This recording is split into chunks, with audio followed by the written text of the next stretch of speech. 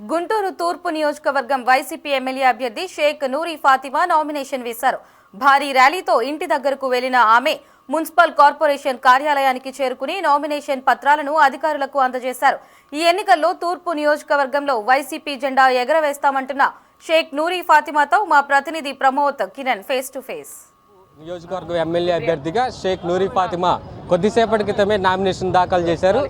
ఇంటి వద్ద నుంచి ప్రత్యేక ప్రార్థనలు నిర్వహించి భారీ ఎత్తున ర్యాలీతో మున్సిపల్ కార్పొరేషన్లో నామినేషన్ దాఖలు చేశారు. అసలు ఈ ర్యాలీ ఎలా జరిగింది, ఎన్నికల ప్రచారం ఎలా జరిగింది, మనతో మాట్లాడడానికి షేక్ నూరి ఫాతిమా మనతో ఉన్నారు. మేడం చెప్పండి, ఎన్నికల ప్రచారం ఎలా సాగుతుంది, అసలు ఇంత భారీ ర్యాలీతో వచ్చారు, మీ విజయం ఎలా ఉండబోతుంది? ఈ భారీ ర్యాలీ ఎలా జరిగిందో అదే విధంగా విజయం కూడా అంతే విధంగా ఉంటుంది ఖచ్చితంగా.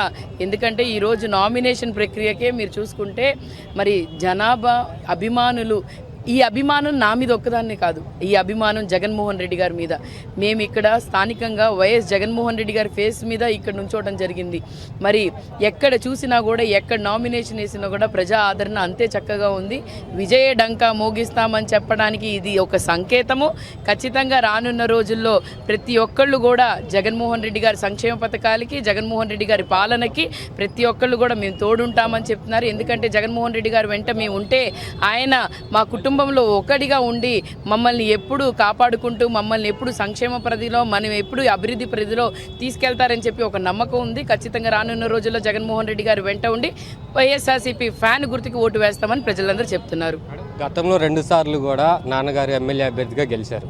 మీరు ఈ 3వసారి హ్యాట్రిక్ కొట్టబోతున్నారా తూర్పు నియోజకవర్గంలో?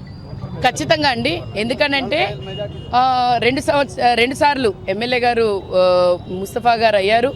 2 సార్లు కూడా ఎప్పుడైనా కూడా ప్రజాసేవే నా లక్ష్యం అన్నట్టు ఆయన పనిచేశారు.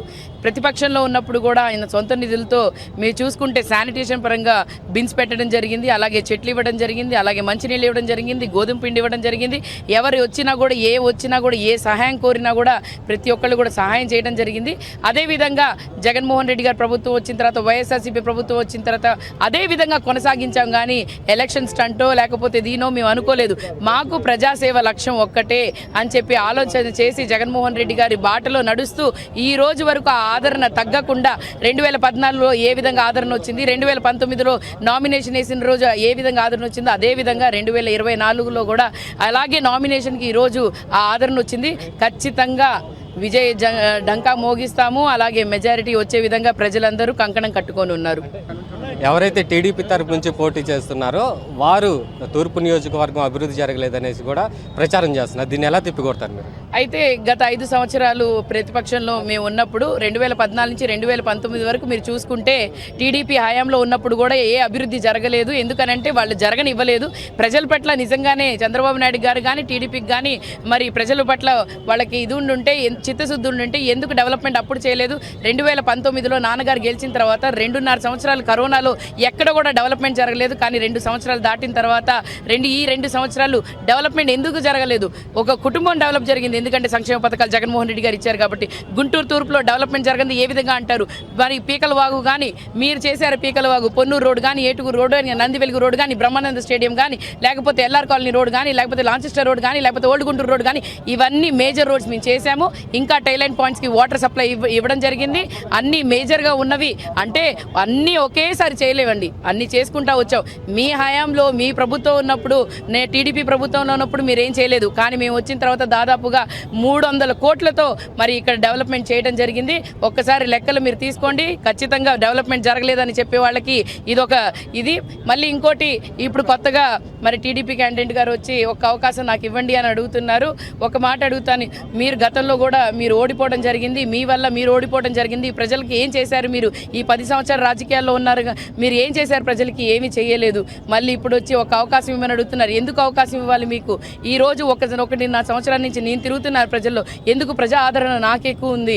మరి ఒక్కసారి మీరు అది చూసుకోవాలి.